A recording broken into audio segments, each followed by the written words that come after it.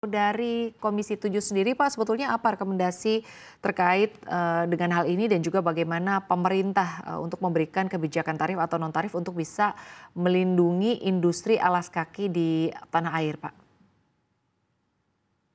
Ya, sebetulnya kalau kami ini kan sedang fokus juga ya untuk mengurusin ini. Kemarin yang kalau soal alas kaki ini, kami sudah kunjungan kerja ke beberapa industri alas kaki yang ada di apa namanya di wilayah Jabodetabek ini. Dan dari temuan kami sebetulnya ada beberapa hal yang perlu dilengkapi karena kami juga berbicara dengan para direksi dan juga bahkan pemilik perusahaan-perusahaan itu. Nah, ada beberapa mungkin yang perlu dijelaskan dalam kesempatan ini. Pertama, kita memang harus memperbaiki beberapa aturan yang saya kira menjadi penting ya. Karena tadi saya katakan karena banyaknya kementerian lembaga yang terkait, kadang-kadang masing-masing kementerian lembaga terkait itu mengeluarkan aturan sendiri-sendiri. Jadi sehingga tidak heran misalnya ada import baja misalnya seperti itu, atau import sepatu katakanlah seperti itu. Nah, import sepatu ini kadang-kadang kan harus minta pertek dulu dari Kementerian Perindustrian. Seperti itu ya, jadi itu pertama. Tetapi ternyata kalau sudah dapat perteknya dari Kementerian Perindustrian, itu bukan berarti sudah langsung bisa diimpor, tetapi dia harus juga mendapatkan apa namanya ya izin import lagi dari Kementerian Perdagangan. Karena Kementerian Perdagangan inilah yang katakan mengeluarkan izin langsung yang terkait dengan masuknya barang-barang dari luar negeri ke Indonesia. Nah, karena itu tentu ini bagi mereka-mereka yang berusaha dalam bidang ekspor impor ini tentu agak sedikit kesulitan. Maka karena itu tentu kita memerlukan bagaimana caranya agar ada satu payung hukum yang bisa dipakai untuk mengatur supaya birokrasi semacam ini tidak terlalu rumit dan sulit. Dan tentu kita harus berpihak kepada para pengusaha-pengusaha ini sehingga kecenderungan mereka untuk tetap bertahan dan juga meningkatkan volume investasinya itu akan semakin apa namanya bertahan dan bisa berkelanjutan. Yang kedua, yang berkenaan dengan ini juga tentu kita berharap pemerintah bisa memberikan insentif-insentif yang cukup kepada mereka-mereka ya yang berusaha di bidang ini. Ya, katakan misalnya seperti industri alas kaki yang menjadi tema kita pada malam hari ini. Nah, bagaimana caranya agar pemerintah memberikan kelonggaran-kelonggaran, baik dari sisi aturan, kemudian berkenaan dengan birokrasi administratif yang harus mereka penuhi, dan juga termasuk pada sisi pembayaran pajak dan insentif. Nah, kadang-kadang kita harus mengetahui juga bahwa industri alas kaki ini berbeda dengan industri garment, katakan seperti itu. Karena industri alas kaki ini adalah industri yang murni padat karya dan juga padat modal. Jadi karena dia murni padat karya dan padat modal, dia tidak boleh sedikit pun ada jarak dari sisi apa namanya demand yang diberikan kepada produsen itu untuk mengeluarkan apa namanya barang-barang jadi yang siap dipasarkan. Nah, karena itu butuh modal yang cukup banyak juga. Sehingga ketika misalnya modalnya tertanam di sana, maka tentu ini akan juga bersangkut paut dengan kreativitas dan aktivitas serta kecepatan untuk memproduksi barang-barang ini. Kemudian yang ketiga, industri alas kaki ini adalah satu industri yang menampung banyak sekali lapangan pekerjaan. Jadi kemarin kami bertemu dengan salah satu apa namanya industri yang penanaman modal asing dan juga penanaman modal dalam negeri. Kami berbincang dan kami membandingkan antara kedua perusahaan ini.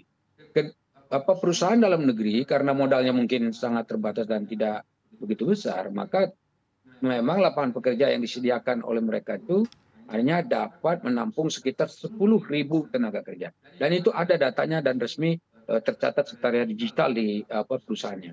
Tetapi yang tadi ada perusahaan penanaman modal asing yang kebetulan investornya adalah dari negara Taiwan, itu mereka bahkan punya beberapa pabrik di Indonesia. Kemarin sudah punya 4 pabrik, sekarang ada pabrik baru lagi di Jawa Tengah, dan mereka melaporkan kepada kita, mereka punya karyawan lebih dari 100.000 tenaga kerja. Dan ini kan tentu sangat apa katakanlah eh, baik ya untuk bagaimana kita menciptakan lapangan pekerjaan baru dan mempertahankan lapangan pekerjaan yang memang selama ini sudah ada. Nah, karena itu berkenaan dengan peluang-peluang yang bagus seperti ini, tentu pemerintah kita dorong untuk bagaimana memfasilitasi industri-industri ini agar mereka bisa berhubungan baik dengan para pekerjanya, kesejahteraan pekerjanya terjamin, dan kemudian yang berikutnya produktivitasnya juga semakin meningkat.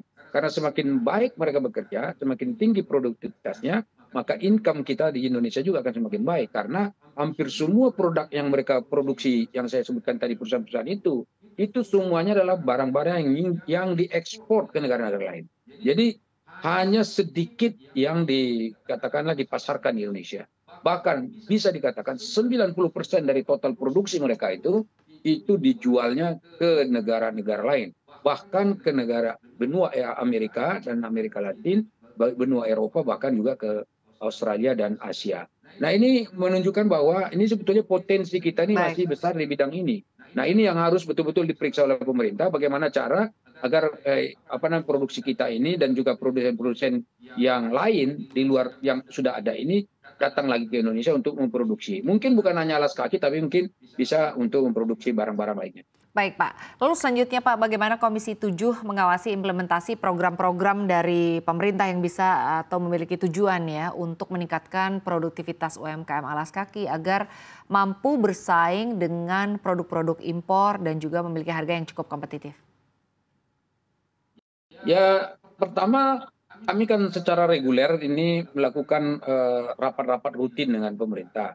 Dalam hal ini khusus untuk Komisi 7, kementerian yang terkait langsung dengan kami yang berkenan ini adalah Kementerian Perindustrian. Dan dalam beberapa waktu terakhir ini malah justru intensitas kami rapat dengan Kementerian Perindustrian itu semakin tinggi sebab kita sedang membentuk apa yang disebut dengan panja daya saing industri. Nah, panja daya saing industri ini sebetulnya juga berkenaan dengan topik kita pada malam hari ini karena kita melihat bahwa industri-industri dalam negeri kita ini kadang-kadang memang sedikit katakanlah kalah power begitu ya, kalah apa istilahnya ya produksi dibandingkan dengan perusahaan-perusahaan lain yang datang ke Indonesia ini. Nah, karena itu kita sedang meneliti itu semua apa faktor-faktor yang melatar belakangi sehingga hal itu bisa terjadi. Dan tentu dari panja-panja ini kita juga mengundang orang-orang yang di luar Kementerian Perindustrian, termasuk pelaku-pelaku usaha dan juga eksportir-importir yang memang bekerja di bidang ini. Dan kita mendengarkan keterangan dari mereka.